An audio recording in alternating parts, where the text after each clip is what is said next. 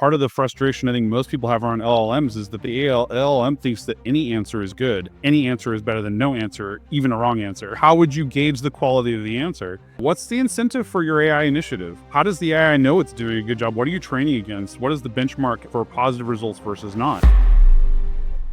Mike Hamilton is the CIO at Cloudflare. Mike is leading enterprise IT through his department with a people-first mindset by inspiring them to grow both as professionals and people through risk-taking and innovative solutions. Over his career, he has been the head of IT at MuleSoft, director of network engineering at LiveVox, the senior director of data and analytics at Salesforce, vice president of IT at Databricks, and more. Mike doesn't just manage technology, he's building a culture that makes transforming the tech landscape possible. Have some hands-on experience with artificial intelligence as well. Like if you're thinking about buying a product, everybody should get their hands as dirty as you possibly can. You wake up at 2 o'clock in the morning thinking of an interesting thing to do with it, like try it out. But hands-on is really the way to go anymore. And I'm always playing, I'm always experimenting.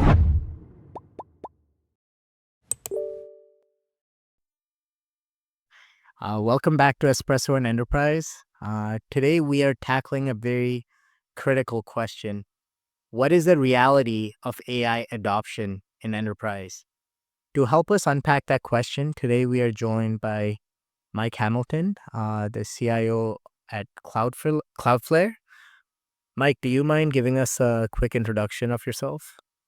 Sure, no problem. Hi, I'm Mike. I'm CIO at Cloudflare. I've had a really exciting career going back about 30 years to public sector where my career started. In education, and then going into startups with some very hyper growth companies that are familiar to folks like MuleSoft, Salesforce, Databricks, Cruise Automation, the self-driving cars back in the day, and now Cloudflare. So I've had an exciting journey. I've seen a lot of change over 30 years and excited to talk today about the latest chapter of that change. Awesome. So let's get right into it. Where are you seeing the highest adoption of AI in the enterprise? Well, the highest adoption that I've seen really goes back to some earlier work around answering user support cases. MoveWorks was an early starter in that. I was an early adopter of MoveWorks. They had developed the domain language model around IT support cases. They were an early stage player in that, and they were really successful. And I think a lot of parties really want to get that part of it solved for a really good reason. Over the course of like my career, for example, getting someone access to a new application could take a while. And that's not really what you want. Like what you really want is when somebody needs something, if there's no reason they can't have it, if you don't need an approval or anything, why can't you get it to them quickly? And so that's part of why agentic, user support is a low hanging fruit that a lot of people want to tackle because you really want to get people moving on to progress in what they need quickly. I mean, the philosophy's changed a lot too. Instead of having tons of layers of review for everything, even in cases where you don't need it, it's more of like give someone access and then pull it back if they don't need it. Like if you give someone access and they're not using it, like just take the access back. And so the world has changed. That's one of the lower hanging fruits. I think really a lot of AI in the enterprise falls into kind of two categories. One of them is AI that comes along with software you already buy. And then the other category is AI that you're pioneering and building something in-house. And, it's really important to have experimentation going on. I think that most of us in the industry have a little bit of AI fatigue. We're hearing about it every day, and that's not going to change anytime soon. We're hearing about it largely because there's a ton of hype around the potential of it. There's tons of potential for this space, but it's still really early. To give you an example of this, in fact, like every effort that anybody has done prior to MCP becoming a standard is kind of like tech debt now. I've said in public in past that like today's innovation is tomorrow's tech debt. If you were early in adopting artificial intelligence when MCP came out, you're probably like, oh crud, I have a new paradigm that I've got to work within. But it's vastly empowering. It's an incredibly important stage of evolution in where we are today in terms of artificial intelligence. But like it costs you a little something if you were an early adopter, because now you've got to think about this. Like this is going to save you time. You may have to redo something you've already done. I know my teams are, rethinking the way we were thinking about retrieval augmented generation pre-MCP and post-MCP. My team had to shift gears. Like we were all in on like a certain model for RAG, and then we had to like change our RAG strategy to invoke MCP because it makes a lot more sense. And I don't think we're done evolving yet. I think there's still tons of evolution to happen. Similarly, in the world of AI that you sort of inherit, right? So you've had this catalog of SaaS applications that your business buys. I know I'm feeling this personally. It's like, God, did they change the MSA or something? Like, like they have these new capabilities, but like, where's my data going? And like, is this really adding value? And every company has to have something that's AI because it's the thing everybody talks about. So I could think we could kind of punctuate this by saying that like for software vendors, they're under the pressure of like, if you don't have something AI in your product, you're gonna look like you're behind. And then inside the business, we have this challenge of all business leaders are facing this pressure of how are you using artificial intelligence inside your business? We know it's going to be something. It's hard to say exactly what it's going to be, but how are you engaging with it now? And because of the two pressures, I think a lot of people are feeling the strain of like, wait, what do I do?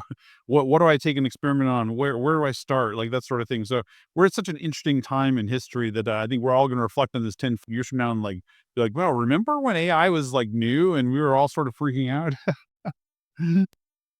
And I'm curious, who in the company are the you would say the biggest drivers of AI adoption? Well, the biggest drivers of AI adoption inside the business at this point is things where you need to start to get better cost efficiency. So customer support in particular is a common area where like every business could use some degree of time efficiency and cost efficiency around improving customer support. And so I think there's a lot of pressure there. I think there's also a lot of pressure around product capabilities, having AI components to them to make sure that things are relevant. So you've got the customer support team that feels that pressure. You've got the product team that feels that pressure of like, hey, we need to make sure that artificial intelligence is being leveraged in our product. And then I think that there's on the G&A side, G&A is always going to feel that pressure of driving efficiency. The like G&A is looked at as sort of like an operational overhead cost that we need to factor into, our overall operations as a company and our efficiency and effectiveness as a company. And so G&A leaders are definitely feeling that pressure of like, how many fewer people are you going to need based on AI? And I'm not sure it's a question of how many fewer people you're going to need today, honestly. I think that it's really more about how much slower do you need to grow as your business grows. Like from my perspective, what artificial intelligence enables is not so much displacing people or removing workforce you don't need anymore, but rather reducing the rapid growth inside a company and reducing the demand for new headcount over time. Yeah, but if you are growing and you reduce the growth employee headcount, that means there is potentially less jobs in the market. It does appear that way, and I think we have to. It probably helps to look a little bit at the history of computing in the business to a certain degree to help us navigate what's coming. Um, I remember in the earliest part of my career, I was teaching people to use email. The average user in a business 30 years ago didn't have a computer at home, if you can believe that. Like it's actually hard for modern folks to believe that your coworkers wouldn't have a computer at home, which meant that you were teaching them more than just email back in those days. You were teaching someone how to use a computer and how to use email. It was both, right? As people started, like especially with a mobile phone, as people started carrying computers in their pockets, the way people engage with technology changed, and the mental model changed. Where it's like, of course, it went from like I get to use a computer at work to like, of course I'm using a computer. In fact, why isn't this on my phone? Like the model shifted. Like, why do I have to sit down? What's this mouse thing for? Like, why can't I just use it on my phone? It's like people's mind has shifted a little bit. And very quietly, what's happened over the past 20 or 30 years. In fact, the CEO of NVIDIA said this recently in a quote. They're like, we've gotten a lot more productive and productivity has unlocked more jobs, and the jobs that it displaced, we don't think about anymore.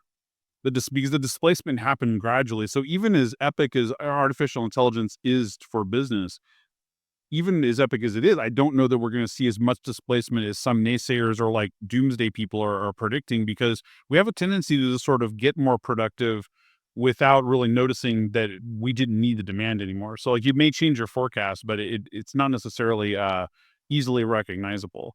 And it's IT leaders, we in my circles of IT leaders, we often talk about this idea that like when when you use user productivity as your argument for why something should be adopted, that argument lasts for 1 year.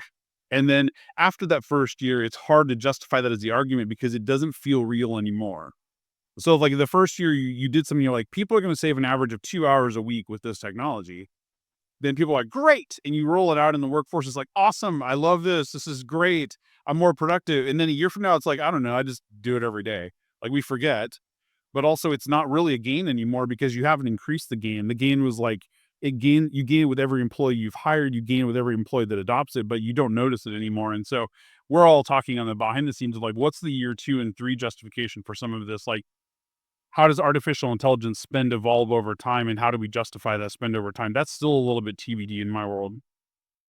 So is that going to be a separate line item in your capital expenses or operational expenses? We're not really thinking about it as much as a separate line item anymore, as we're thinking about it as more of an integrative type of a concept. Like as artificial intelligence ev- comes into applications we already have, and as we adopt artificial intelligence through custom applications and chatbots and things that we build internally, it just sort of still becomes a part of the technology run rate. But what I do expect to see is the catalog of software to diminish. I'm thinking there's less applications, and if you think about it, like again, sort of like going back in time a little bit, when before the SaaS world evolved, my challenge as an IT leader was I have to run all these things behind a firewall, and there's a cost and an overhead to do that, and it's substantial. So if you were to rewind in time and go, "Hey, Mike, I'm Mike from 20 years in the future, and in the future you're going to run 700 applications in your business," and be like, how? Like, how big is my team at that point? Because like I've dev stage and prod for like 700 applications. That seems enormous. I don't know how I'm going to do that. SaaS came in the world and it said like, hey, you don't need that overhead anymore. We'll take on the overhead for you as a part of providing this application. That's great. And it allowed businesses to have more applications. And that changed the selling motion as well. So it used to be that like, of course you'd talk to IT when you bought something because you need IT to help implement it and install it. The SaaS world made this world where it's like, I don't have to do that anymore. I can just like buy it with a credit card and I'm up and running. From a macro level, when you think about your business competition, if you were a big company when SaaS came on the scene, it's like, well, your competitors don't have any of the overhead to start up that you had. If you started in the behind the firewall days, your overhead was, I got to build a server room of some kind and I got to host these applications, and like I can't even spin up to compete with you. Now it's like two kids in college could spin up with a credit card. They got a finance system running, they got a CRM running, they're good to go, right? Um, I'm interested to see what happens in the artificial intelligence world as we move forward in terms of what is the disruption rate, like, and how much is that disruption rate material. I don't think it's going to be quite the same impact as SaaS was. I think it's going to be a lot more subtle, but I do think that it's going to cause business leaders to question the size of their software catalog now. So it's kind of like, hey, are we making effective use of the software that we have?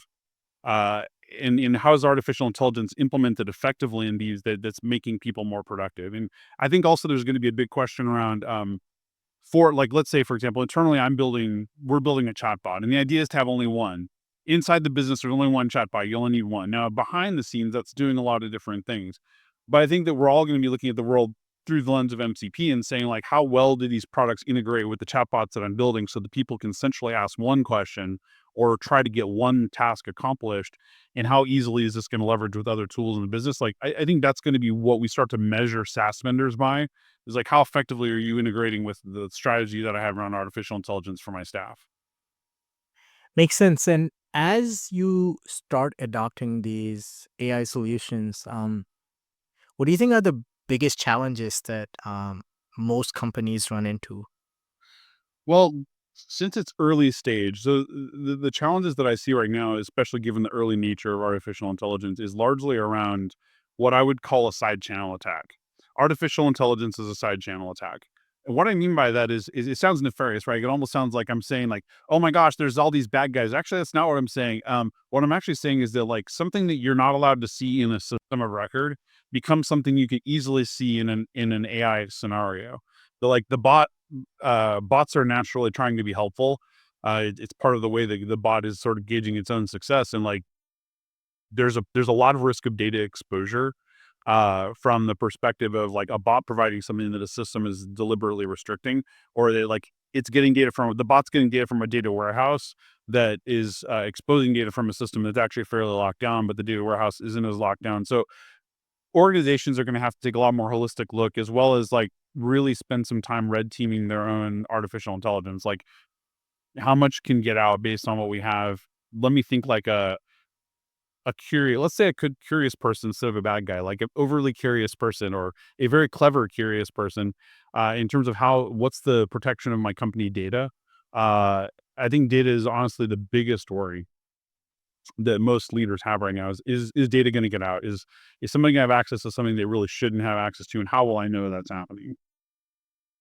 Yeah, it kind of reminds me a little bit of the shadow IT apps, right? When users install their own apps, gave access to data, and that was a Oh, whole totally. problem, right? Yeah, that is like I won't mention names in terms of the vendor, and some people listening to this may guess which vendor I'm talking about, and you're probably right if you're guessing. But like I remember there was this vendor that their sales tactics shifted at one point to like, hey, by the way, Mike, you have 100 people that have signed up with a credit card using your application, and they're putting company data in our solution. And I'm like, oh, I need that list.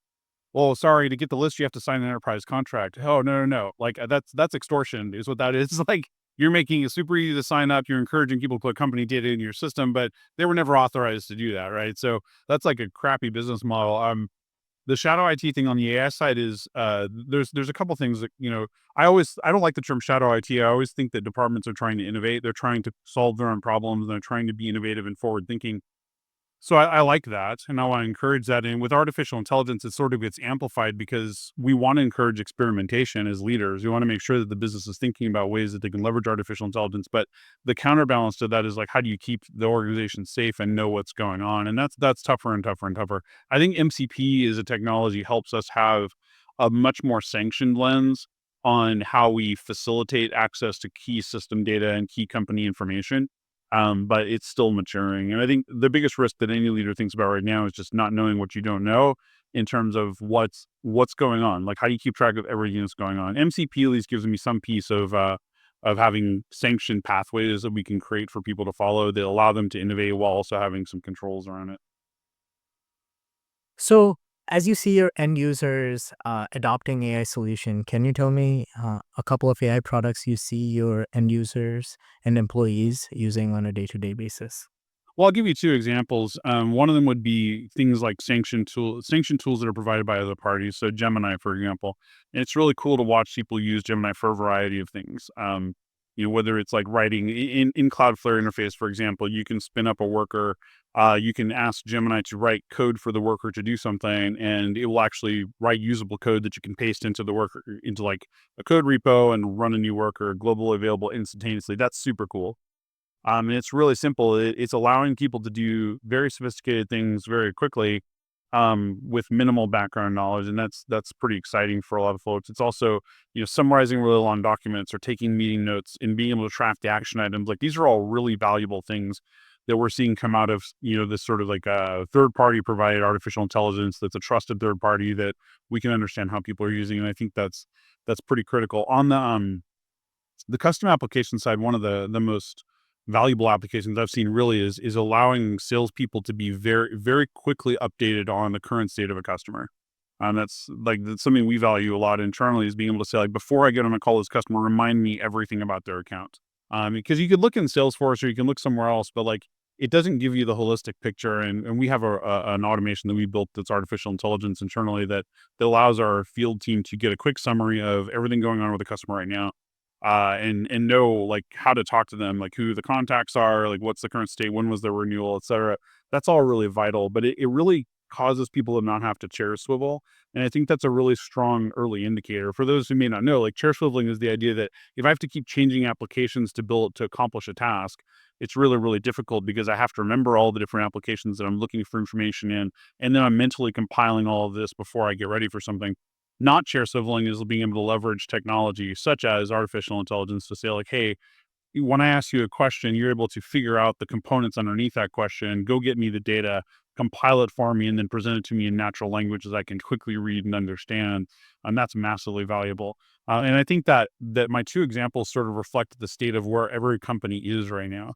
At least, I mean, I hope everybody can say that they are there. Like every company should be in a state right now where you have your favorite third party applications that are AI driven, that probably already run some business system that you need inside the company, and then you have some kind of experiment that you're running that you consider a competitive differentiator or a significant time saver, and where the data sensitivity may be higher than otherwise, true in other applications, where you really do need to control the IP around that particular AI capability. And you mentioned, buying a third party for certain use cases and building for the sales use case, right? So how do you make that decision, build versus buy, especially when technology is moving very fast, right? What you build or buy today may not be useful in 3 months. Yeah, talking kind of openly about this, rather than presenting someone with a fork in the road that says like, "Do you build or do you buy?" Let's start with a question that's in front of that question, which is, what is your accuracy requirement? So, if I were to if I were saying like, "Hey, 98% of airplanes land without crashing," that's terrible. That's completely unacceptable. And so thinking from a business perspective, like, is 98% accuracy enough? Is 90% accuracy enough for this particular use case? Um, Deciding that is really, really important. Like, if you were to write a bot that's trying to handle, if you were trying to address a problem, sorry, let's not talk about writing a bot for a second here. If you're trying to address a business problem where accuracy has to be like 99.99% of the time, maybe there's a third party that will do it way better than anything you can build. And they're staking their business reputation on that. And like, that's their jam. That's what they do. Build does not make sense in that scenario. You probably don't want to build because there's an incumbent solution that knows this is really high accuracy requirements. You may not have be able to take the risk of experimentation. That's why we took on this problem. Or maybe there is no such thing, and you're like, actually, the best I'm going to get out of the box solutions is still too low for me. I'd rather work and test internally on something that's a business differentiator. And I would say the multiplier effect on this too is, are you talking about solving a problem that is a competitive differentiator for your business or not? If it's a competitive differentiator for your business, more often than not, I would say building is worth exploring first. Like, we need to look at building this because it's highly proprietary. It could be a significant competitive advantage to our business, and probably accuracy is insanely important. If on the other hand, it's like I always like to think of the ERP manufacturers, for example, like why, or payroll software manufacturers. Like, why wouldn't I build my own internal payroll application? Well, because it requires a really huge amount of knowledge and connected. You have to be connected to a lot of information worldwide to be able to do that. And so, like, I want somebody else to have that risk. Like, hey, payroll provider, like, you are absolutely on the hook for making sure this works. I'm going to lean on your expertise, and therefore your AI solution is going to be better for this type of scenario, right? From my perspective, it looks a matter. We still have to look at things from the lens of risk tolerance. Like, what's the accuracy requirements? What's the risk tolerance first? Then is build or buy the better solution? I mean, and I think that's a more honest characterization of the current state of affairs, because uh, I would not want to mislead somebody by saying you should always build in these circumstances and always buy in these circumstances. Like, there's no way. It's a case by case thing, but principle wise, accuracy and business competitive advantage are really probably the key motivators that affect your decision. Makes sense. And as you see your employees adopting these new tools, Gemini and others, what do you see as a difference in their day-to-day working style? Like, what do you see now that you didn't see, for example, a couple years ago? I see a lot more of the hands-on. So like, kind of rewinding, and we can clip this part because I started too much there. But like, thinking, so to answer the question of like what differences I'm seeing in user behavior and sort of like employee behavior around artificial intelligence, um, I think curiosity is driving a lot more progress. Like, it's really cool to see people have less fear, and I think that's because artificial intelligence, as a rule, doesn't feel particularly judgy. It's like you can kind of explore things and try ideas and test things out, and you're not really. you're not having to listen, like, if I said something absurd to you, your face might make an expression and then be like, "Oh, man, I said something absurd." But an artificial intelligence doesn't really care. It's infinitely patient. Um, that it helps people feel a lot more empowered to, like, take some risks and think more out of the box around, like, "How could this actually help me?" So I'm very motivated to see people experimenting. Like, "Hey, I figured out," like, we actually have a channel at work, for example, where people share the ways that they're using various things, and it's really cool to see this because we don't need to teach them first, they're just willing to try. And that's a big deal. Rewinding back to what I said earlier around, like, I used to have to teach people to use a computer and then to use email. Now it's more like they sort of play with artificial intelligence and then they start to explore ways that it might work. And then we can start to have dialogues around how does this scale or how would we do this as a part of a bigger business initiative. That's kind of key. But I love that the innovation's coming from the line of business more because that's where I want to see it coming from. The way that I look at it as the IT leader is that the domain expertise is in the line of business. That's where the experts are. So ideally what we want is a collaborative relationship with them where we can say, like, how do we use technology in general with AI in that picture to be able to make things better for everybody. And as these employees start using it more and they're more curious and come up with more use cases, do you ever hear them discuss if AI is going to take their job, or do you see some of them being more fearful? I think it like everybody has a certain amount of fear about being displaced.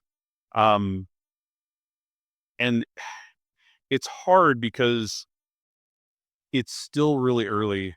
I try to help people sort of sense that, like, there's still not enough context from an artificial intelligence model perspective for the artificial intelligence to really replace a human. Um, for a lot of reasons, like, humans have motivation, we have other things. Humans are driven by a layered set of behaviors and emotions and things like that. And so like, artificial intelligence doesn't bring passion to the work. It can bring objectivity though, but not necessarily passion. And so I don't I haven't encountered a lot of that. And I actually take issue with the industry automatically targeting junior employees. Like, it really drives me a little bonkers when I hear people say, like, "Well, it's going to eliminate entry level jobs." It's like, okay, Einstein, let's talk about that for a second here. If you eliminate entry level jobs, where are the future senior people going to come from? The reality of the matter is that, like, that's not likely. What's likely to happen is that the nature of jobs is going to change. And I was in a really good discussion a few months ago with a bunch of peers in a startup that handles SDRs. SDRs are people who sell software, like, they're the first stage of, like, cold calling and setting up meetings and things like that. And the nature of the conversation flowed into agreeing that, like, SDRs probably aren't going to be replaced. That the job will probably change though, and it might be more like a junior AE role because what we picked up in the course of talking about it is that SDRs don't always become good AEs because they never see the back end of the sales cycle. Well, maybe junior AEs always been a more appropriate title for them or job for them, so it's going to change. So, like, I worry that in the effort of people wanting to be able to say, like, "Hey, look, I called it, I was right," that we're making a lot of really aggressive calls that are scaring people about, like, I'm going to lose my job, and, like, it affects markets and things like that. And I think it's way too early to be that confident because having seen almost 30 years of technological growth in business, I can tell you that, like, we are way more productive than we were 20 years ago.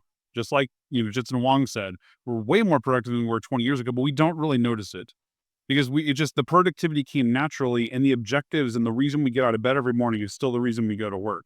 Have some jobs disappeared? Yeah, but name one, right? Like, I'd have to probably think for a while to name one. So, like, I would want to encourage people, but I haven't actually had anybody come to me and go, like, "Mike, I'm really worried about AI taking my job." Even, in any capacity, I haven't really had that happen yet. So they think about like this too. I always tell my support desk people that, like, my ideal help desk world is a help desk world that there's no tickets.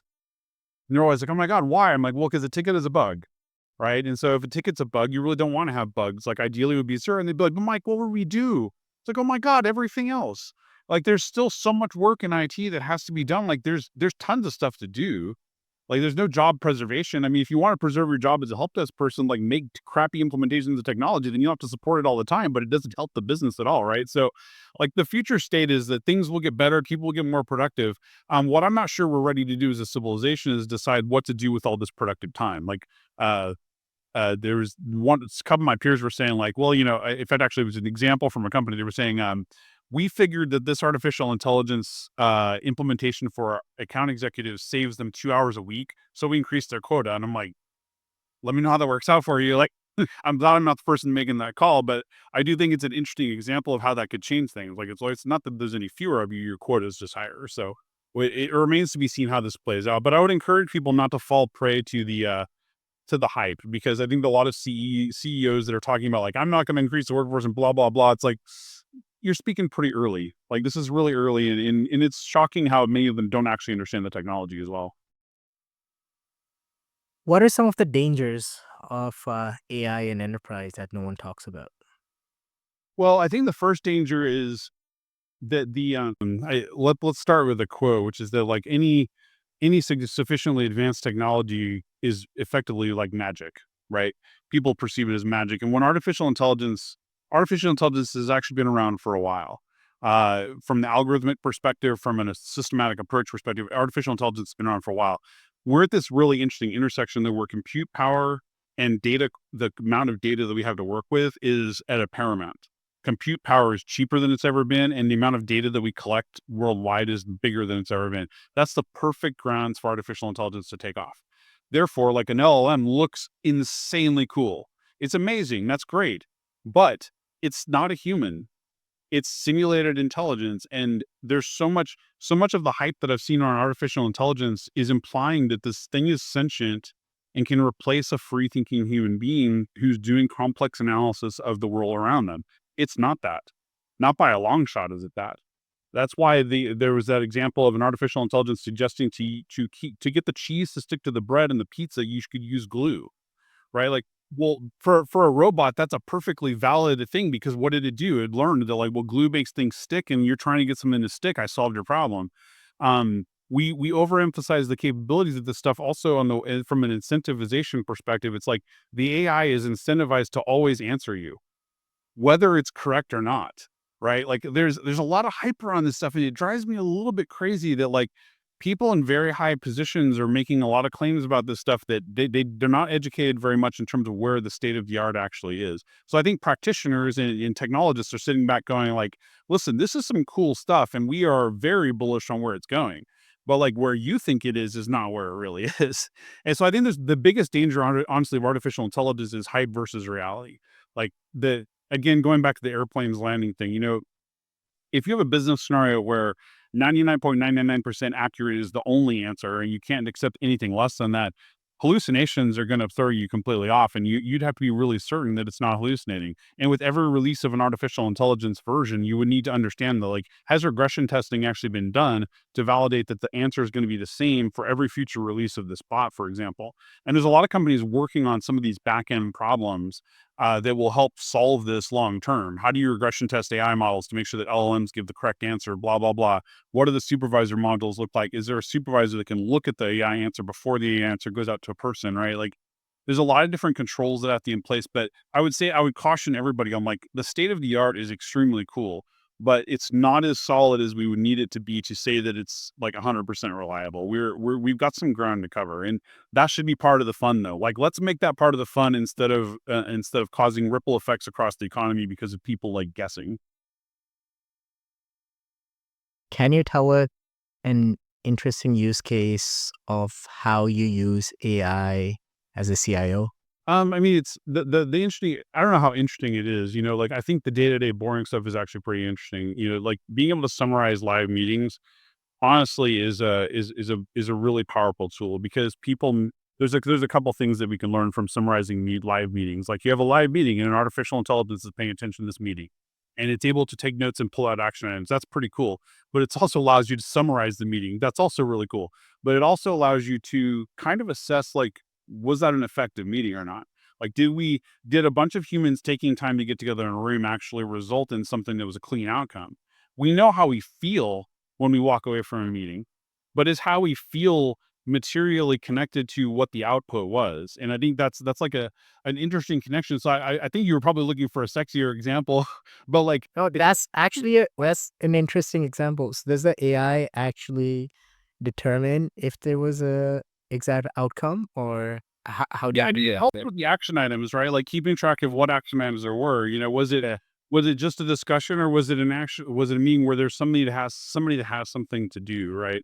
And so I think there's that. I'm also really like, I'm kind of into Notebook LM right now, which is one of Google's products on it. But I'm also a little bit disappointed in Notebook LM. Like I like it that you can paste things into it, you can ask it questions, and that's really cool. But then I found out that like when you pay, like if you link in a GDoc to it, it actually it never refreshes that doc again.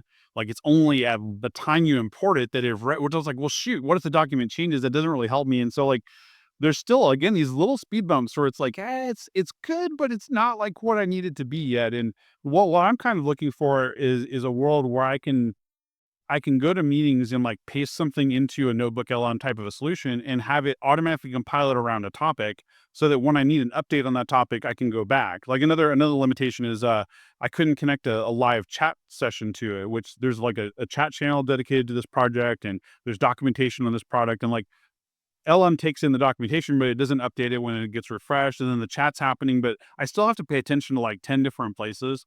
I'm looking for the world where I don't have to anymore, where I can group like my knowledge and what I need to pay attention to into specific compartments and then point those compartments to, or engines or whatever you want to call them, to like all the collateral where that would be coming in, and then be able to ask it germane questions. Because the thing that happens to me as a leader is like, oh wait, I'm going into a meeting right now, what was the last thing on that? Like I need to refresh my memory before I go into this next meeting about what's going on with that. If I have to look in like 9 different places, it's super hard to do that. So I'm still waiting for artificial intelligence to kind of catch up with this notion of like, where do I want it to be versus where it actually is. I do agree with that. And I also agreed with what you said a lot about hype versus reality and being disappointed with LLMs because, we've been working on top of LLMs for like almost a year now, and it's been nothing short of disappointing.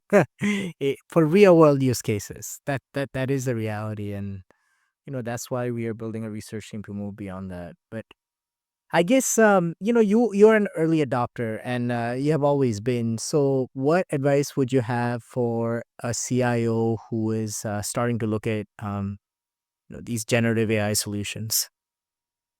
That's really easy, honestly, is to get your own hands dirty. If the line of business, and this is part of, that conversation we are having earlier about like, what are you seeing from the line of business? I'm seeing people try things and it's cool. I love that. As a CIO, you should be feeling the pressure to test things hands on yourself. Like you can't totally rely on things people are telling you. You've got to test it yourself. And I think we're already seeing this a lot with vendors we work with in terms of they're trying to sell us software that they're expecting we're going to want a POC anymore because you just can't know. Everything's too early. And so like be prepared to kick the tires. You've got to be ready to test it. You've got to be ready to hands on. You've got to have some kind of a bar for like, what's the incentive of the model? Like what incentive is the model chasing? How do you know that it's aligned with what your expectations are? Cause back to like, I, let me give you a practical example. So if you can teach an artificial intelligence to play Mario Kart, okay, how would you do that? Well, the artificial intelligence starts not knowing anything about Mario Kart. And if you just point to the score and you say, this needs to go up, the way that the computer learns to drive the Mario Kart is that it figures out like if I do this, the score goes up. So I can eventually learn to drive this thing, and then I'll make the score go up, and that's the incentive. What's the incentive for your AI initiative? Like how does the AI know it's doing a good job? What are you training against? What is the benchmark against it for positive results versus not? Part of the frustration I think most people have around LLMs is that they may not understand that the LLM thinks that any answer is good. Any answer is better than no answer, even a wrong answer. Right. And so because how would you gauge the quality of the answer? Um, it's tough, right? Like it's in the feedback loop was done by somebody else, right? Which is maybe not testing what you're asking. And so again, like being honest about the state of the art is really important. I would also say the line of business practitioners and leaders need to have some hands-on experience with artificial intelligence as well. Like if you're thinking about buying a product, everybody should get their hands as dirty as you possibly can. Really kick the tires. Think outside the box. If you wake up at 2 o'clock in the morning thinking of an interesting thing to do with it, like try it out. But hands-on is really the way to go anymore. I keep my hands dirty as much as I possibly can. I'm always playing. I'm always experimenting, and I quite frankly like to try to break it if I can. I'm guessing it's not that hard to break it, right? It's not. I mean, like the strawberries question, like how many R's are in strawberries, and like ChatGPT couldn't answer that as of like one of the version, and it's again, it's magical. Interacting it with is super magical, but like practical questions are not always so simple. Makes sense. Okay, for this last section, we'll have a few rapid fire questions. Um, so I'll ask you questions and you have about 10 seconds to reply. All right. Sounds good? Sounds All right, here we go. Uh, what's the number one red flag in an AI pitch from a vendor you have seen? good. I'd say the number one. So in the pitch itself, it's usually really hard to detect something. But as I probe, size of company gets really nervous. I get a little nervous around size of company, and I'm also super nervous that the demos are really even more. Demos have always been skewed towards perfect results, but I worry that that's even more true now. And so, like, I'm coming in. The red flag to me is like, yeah, you're giving me something really prescribed. Like, what if you just like take the covers off and let me play with it? That's how I'm going to look for the red flags more than anything. Is AI making people more lazy or more strategic? I worry that it's making. So I think I'm going to put that in two boxes. I think as a general population perspective, it's naturally making people lazy. In the same way that Google made people kind of lazy. Like I can just Google something, therefore I don't need to remember anything. Well, not necessarily. It's hard to understand complex topics if you're not internalizing it and trying to process it. I think it is strategic in the sense that it allows us to the famous quote of like, "I'm sorry I wrote you a long letter. I didn't have time to write you a short one." That's one of the things I love most about artificial intelligence, in particular large language models, is this ability to say like, you know what, I didn't have time to write you a short one, so I wrote a long one, and then I had the AI help me make it short. I really love that. I think that's a huge advantage.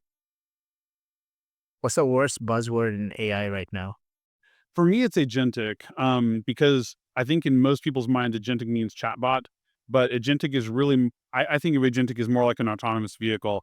An autonomous vehicle is a self-contained AI, and it has to navigate the world by itself. It's not phoning home. It's not getting a lot about external information. True agentic AI is that. It is a standalone bot that understands its world and it is able to navigate itself. I think the word is overused, and I think people hear what they want to hear. They're like, "What's a chatbot?" And I'm like, "Okay, not really though. Like, it's better than that. I want to hear more." Best AI tool you have used? I don't have a preference anymore. I mean, I've been kind of geeking out on Gemini, but then I'm also equally like I'm disappointed every time Gemini can't do something that seems like it should be able to do because I'm expect when I was using ChatGPT, because ChatGPT wasn't connected to any of my Google products, I had low expectations. So it's like, oh, this is really cool. When I started using Gemini, I was like, well, okay, it does the ChatGPT stuff and it's pretty good at that. I like that. But I was disappointed that I'm like, tell me like when I first started doing this, I think they fixed this. Instead, I was like, tell me a slot next week when I could read this PDF. And it's like, I can't do that. I was like, what do you mean you can't do that? Now I will give Google some props though, because I complained earlier that the bot wants to give you any answer and any answer is better than no answer, but I'm glad that it was giving me the correct answer. I don't know how to do that. I'd prefer it to tell me like I don't know how to do it. But I was also kind of disappointed and like I don't know. I think another one too is like Leonardo to AI. I don't know if you played with that one at all. It happens to run on top of Cloudflare. But it's cool because you could start to sketch like you could say a lizard with like a red eye and you start to draw it yourself and the artificial intelligence actually finishes your drawing as you're going um, in real time. And so it's like, but it's doing a much prettier job. So like my 5-year-old sketch of a lizard is turning into this really nice piece of work. And what I think is cool about that is that with image generation and artificial intelligence, it's really hard to get the exact scene you're looking for because every time you describe some new facet that you want, it tends to have like a ripple effect of too much impact. Whereas with the Leonardo approach, it's like I'm literally telling you where I want things, and then your AI is filling in the gaps, which is really cool. So I probably should have started with that one, but like I remembered it kind of late. What's the worst advice you have seen people give about AI? I think it's people shouting from the rooftops and getting quoted in the news that AI is going to replace 90% of the workers on Earth. I just think that's ridiculous. And to be honest with you, for people at the pay grade that are saying this publicly, the thing that I think is irresponsible as hell about that is that if you really believe that's true, you should be calling for civilization to set up a more responsible model for how we would manage income and things like that. Because you can't just stand up like causing a ripple effect that causes people to lose their jobs by shouting that kind of thing from the rooftop is grossly irresponsible when you're a CEO.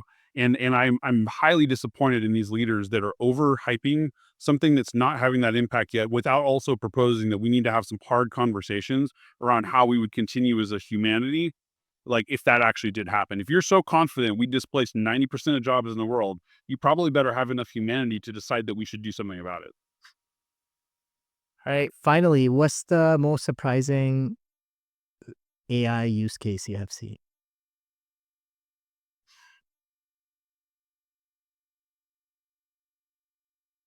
I haven't been that surprised by AI use cases yet. I will say that I like the Leonardo one. That's like I mentioned that earlier. That's a really clever way to do it, and I think it's very interactive, and I like that. Um, I am eager to hear how artificial intelligence starts to transform things like manufacturing, and product design and things like that. In fact, I would say that like having AI design entire products that people will ultimately physically use is probably the more interesting part of it. And the thing that I get most, I don't know, I find it kind of inspiring. Like it helps humans think laterally because I don't think it's about the AI doing all the work. I think it's about the way the AI can open new doors. And actually, I did think of something. There was an artificial intelligence that was done by a university that was able to create a model for a physics experiment involving light. So the university had built a model around like, hey, here's all the experiments we've done around light and things like that. Can you propose a new experimental model? And the thing did, and they were able to test it. That's pretty exciting because as humans, we have so many things to worry about. Like we have to eat, we have to drink, we have to do all these different things. And to be able to take the collective knowledge of something like a physics experiment and condense it into something that can be consumed by a model and have the model output something that's like actionable is pretty wild. At the same point, you can imagine there's some potentially nefarious possible outcomes of that as well. So it's also mildly terrifying. All right, Mike. That was it. Thanks a lot for your time. This was incredibly helpful. All Awesome. right. Great.